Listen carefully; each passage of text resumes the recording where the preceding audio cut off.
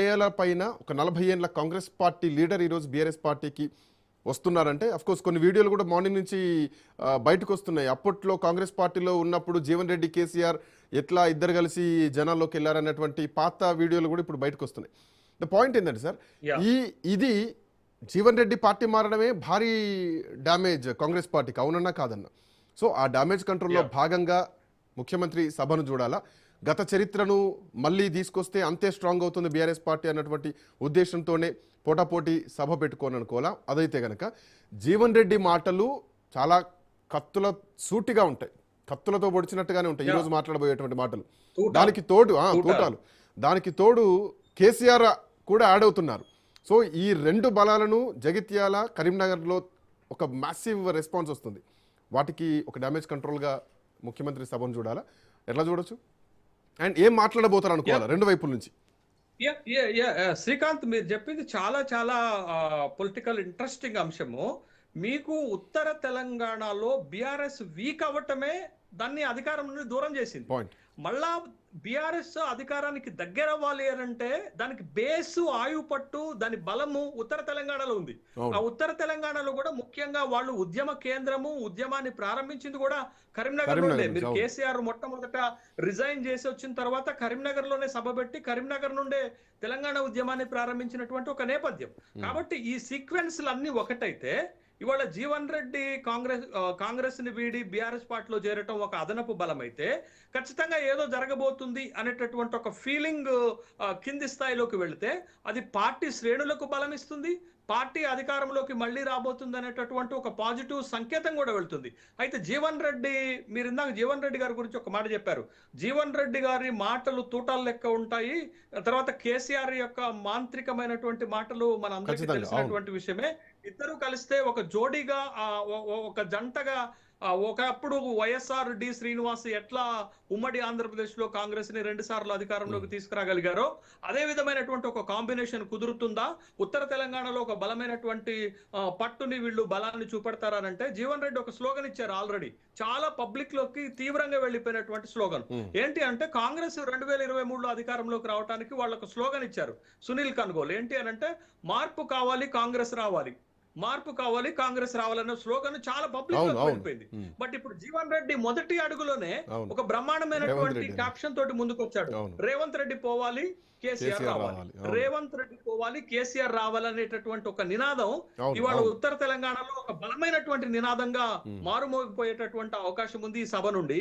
కాబట్టి జీవన్ రెడ్డి రావటం అనేది ఒక రాజకీయంగా బీఆర్ఎస్ కి ఒక బలం ప్రారంభమైనట్టు అన్నట్టు. ఎందుకంటే జనరల్ గా మీకు అధికారంలో ఉన్న పార్టీలోకే నాయకులు వెళ్తుంటారు, కానీ మొదటిసారి ఏం జరిగింది అని అంటే, ఒక బలమైనటువంటి కాంగ్రెస్ పార్టీ నాయకుడు అధికార పార్టీలో నుంచి ప్రతిపక్షంలోకి చేరటం అంటే అది ఏం సంకేతం ఇస్తుంది అంటే భవిష్యత్ రాజకీయ పరిణామాలకు సంకేతం ఇస్తుంది. బట్ జీవన్ రెడ్డి బాటలో మరికొంతమంది నడిస్తే అప్పుడు కాంగ్రెస్ పైన ఏమి ఎఫెక్ట్ పడుతుంది?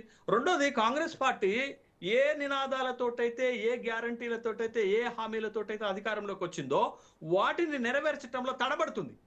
ఆ తడబాటే ఇప్పుడు మీకు కాంగ్రెస్ పార్టీకి మైనస్ అవుతుంది, కేసీఆర్ కి బీఆర్ఎస్ పార్టీకి ప్లస్ అవుతుంది. రెండోది, మనకి ఇంకోటి చూడండి, ముఖ్యమంత్రిగా ఉన్నటువంటి వ్యక్తి చాలా బాధ్యతాయుతంగా మాట్లాడాలి, హుందాగా వ్యవహరించాలి. బట్ ఈ రెండింటి విషయాల్లో రేవంత్ రెడ్డి పదే వైఫల్యం అవుతుంది. కాబట్టి అది కాంగ్రెస్ పార్టీకి తెలవకుండా నెగిటివ్ అవుతుంది. అందుకే కదా ఇటీవల కేరళ ఎన్నికల్లోకి పోయి ఏలు పెట్టి గెలికితే ఏమైంది, పినరాయి విజయంతో కూడా చివాట్లు తీరవలసినటువంటి పరిస్థితి వచ్చింది అన్నట్టు.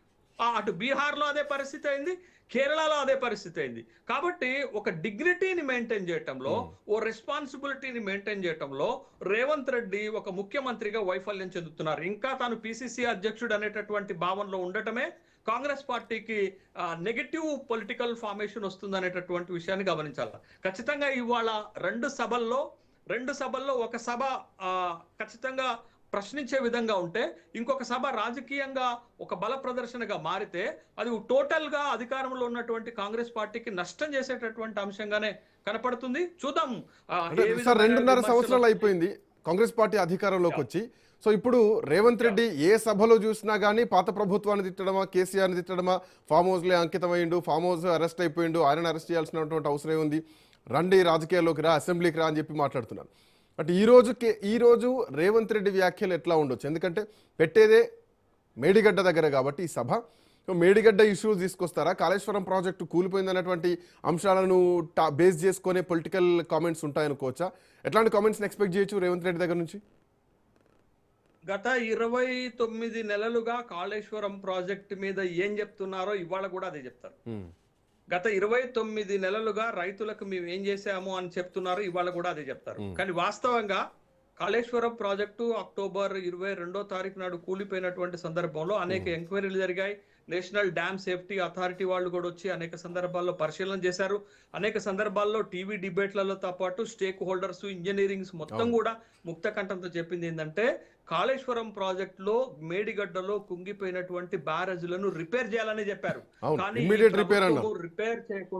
రిపేర్ చేయకుండా తప్పించుకొని నానబెట్టేటటువంటి ప్రయత్నం చేయటం వల్ల అయితే ఇంకొక వాదన ఏం తీసుకొస్తున్నారంటే కాళేశ్వరం లేకపోయినప్పటికి కూడా మేము పెద్ద ఎత్తున పంట తీయగలిగాము, పెద్ద ఎత్తున వరి పండింది, ఇవాళ పంజాబ్ని అధిగమించి మొత్తం దేశంలోనే మొట్టమొదటి ప్యాడీ పండించేటటువంటి రాష్ట్రంగా నిలబడింది అంటే కాలం కలిసి వచ్చినప్పుడు కాళేశ్వరం ప్రాజెక్టు యొక్క గొప్పతనం ప్రాధాన్యత తెలవదు.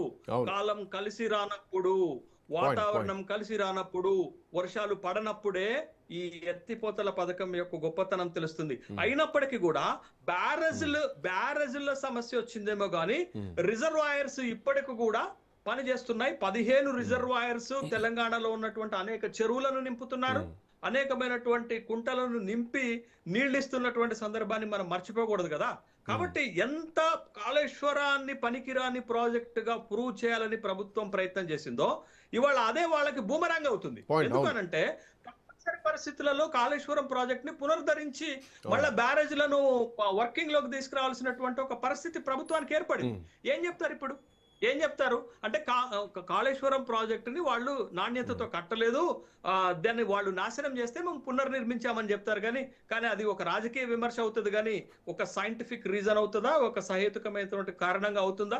ఇవాళ రైతాంగం కూడా కాళేశ్వరం ప్రాజెక్టు మీద ఎన్నో ఆశలు పెట్టుకున్నారు. కాళేశ్వరం ప్రాజెక్టు గొప్పతనం ప్రాధాన్యత రైతాంగం మాట్లాడినా మీడియాలో ఎంత వచ్చినప్పటికీ కూడా బట్ వాస్తవాలు ఏంటి అనేది రైతులకు తెలుసు, కాళేశ్వరం ప్రాజెక్టు నీళ్ల ప్రయోజనాన్ని అనుభవించినటువంటి రైతులకు ఇంకా బాగా తెలుసు. కాబట్టి అబద్ధాలను ప్రచారం ఎంతకాలం చేయగలుగుతాం శ్రీకాంత్? ఒక ప్రభుత్వం పైన, ఒక పాత ప్రభుత్వం పైన, లేకపోతే కేసీఆర్ లాంటి వాళ్ళ పైన మనం అబద్ధాలను అంతే కాలము అట్టే కాలము ప్రచారం చేసినా ఉపయోగకరంగా ఉండవు.